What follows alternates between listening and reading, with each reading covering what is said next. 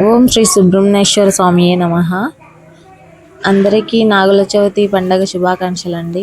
ఏంటి ఇలా సాంబ్రాణి వేస్తుంది అనుకుంటున్నారా? ఏం లేదండి, ఇది రొటీన్ నా లైఫ్లో జరిగేదే. ప్రతి శుక్రవారం శనివారం నేను ఇలా సాంబ్రాణి ఖచ్చితంగా వేసుకుంటాను.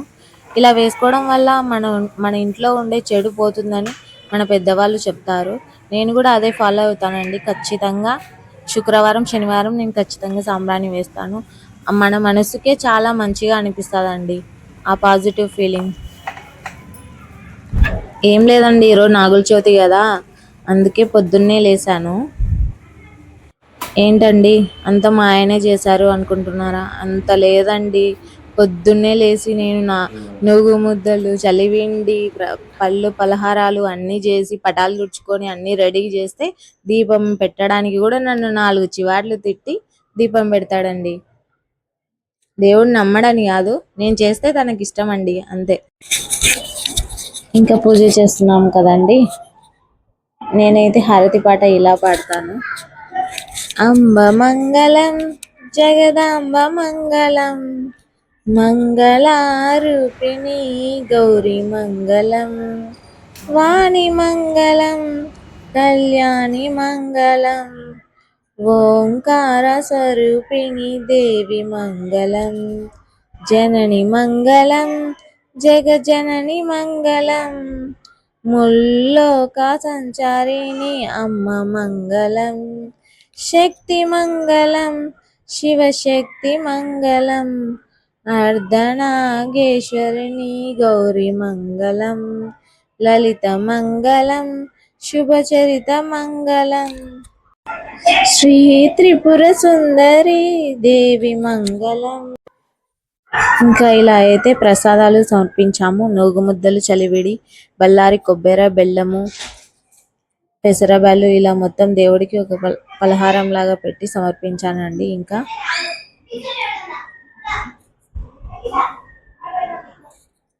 ఇప్పుడైతే మా వారు నారికేలం సమర్పిస్తున్నారు. కొబ్బరికాయ అనేది ఇంటి పెద్ద సమర్పిస్తే దేవుడికి ఇంటికి శుభం అంట. నేనైతే అదే ఫాలో అవుతానండి ఖచ్చితంగా. ఇంకా మేము నారికేలం సమర్పించిన తర్వాత దీపారాధన చేసుకొని స్వామివారికి హారతి ఇచ్చి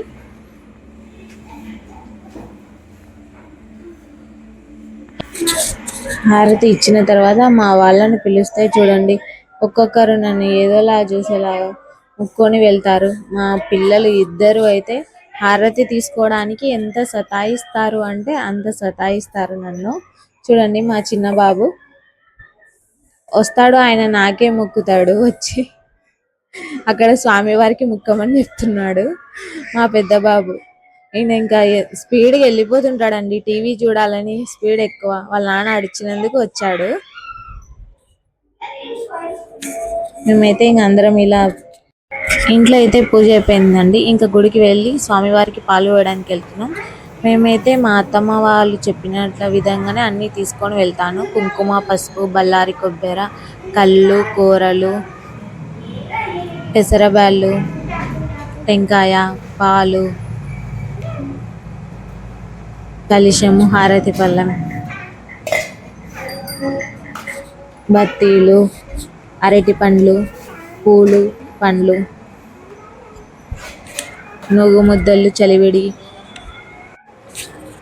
చీర, గాజులు, తాంబూలం ఇలా తీసుకొని వెళ్తానండి. ఇంకా నేనైతే ప్రతి సంవత్సరం మా అత్తమ్మ వాళ్ళు ఇలానే చెప్పారు, నేను ఆ పద్ధతిని ఇలానే ఫాలో అవుతున్నాను. ఇప్పుడైతే నేను పుట్టకు బయలుదేరాను.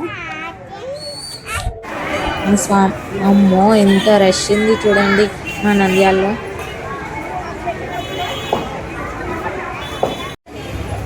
ఇలా గుడి ప్రాంగణంలో నీటి దార పోసుకుంటూ 3 చుట్లు తిరిగామండి. ఇప్పుడైతే ఇంకా నీటి చుట్టు దారాన్ని కంప్లీట్ చేసుకొని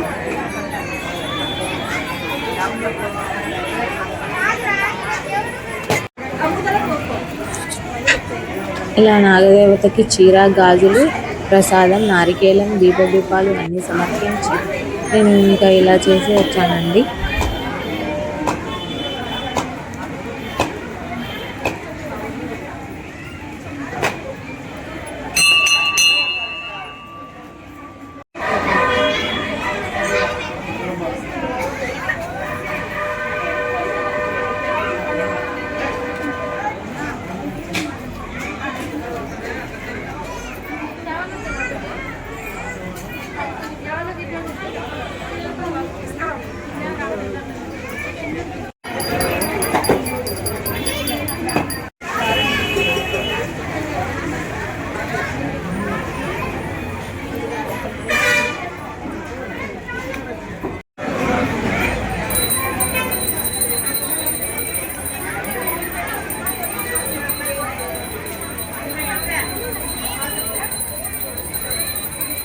ఈ నాగుల చవితి నాగపంచమిని ఎందుకు జరుపుకుంటారు అనేది నాకు తెలిసినంత వరకు ఒక స్టోరీ ఉందండి.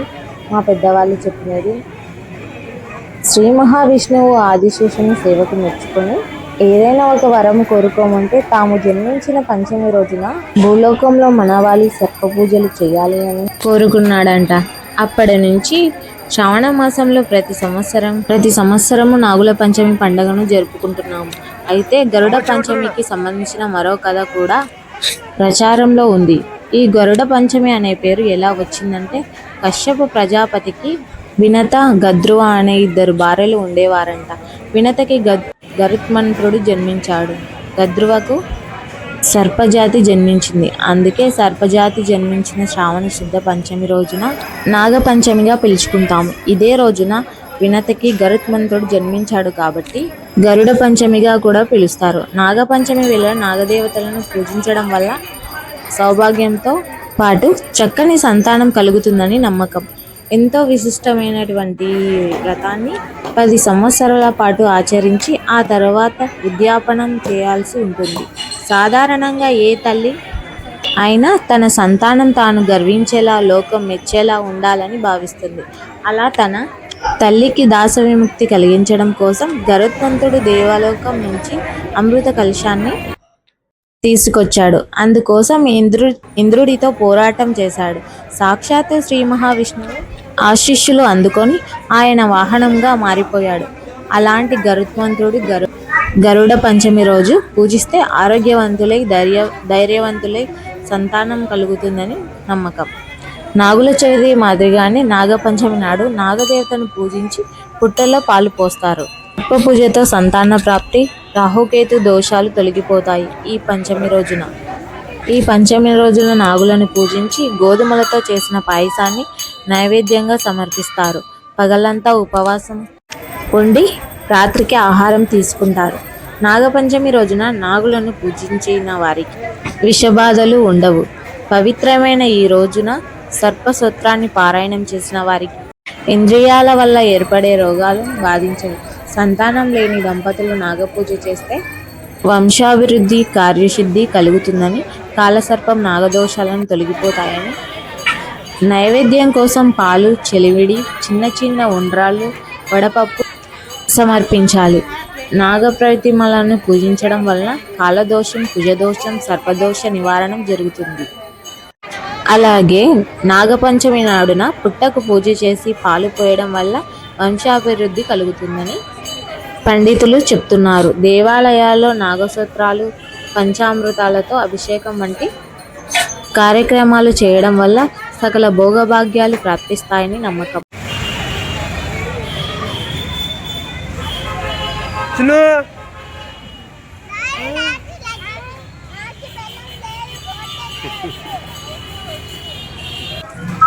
మేమైతే ఇంకా పుట్టమ్మని తీసుకొని వచ్చాము. పుట్టమ్మని తెచ్చిన తర్వాత ప్రతి సంవత్సరం ఇలా నాగదేవత ఆకారంలో ఇలా వేసి ప్రతిమలను బొట్టు పెట్టాలి. కుంకుమ పసుపు పెట్టి ఇంట్లోకి వెళ్ళాలి.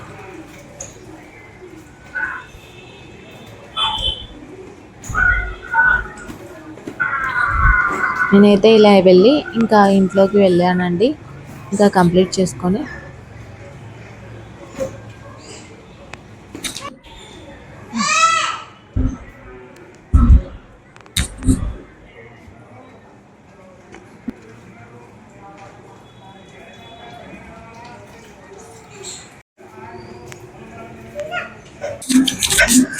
పుట్టమ్మను ప్రసాదం లాగా భావించి అందరూ తలా ఇంత నోట్లో వేసుకోవాలండి.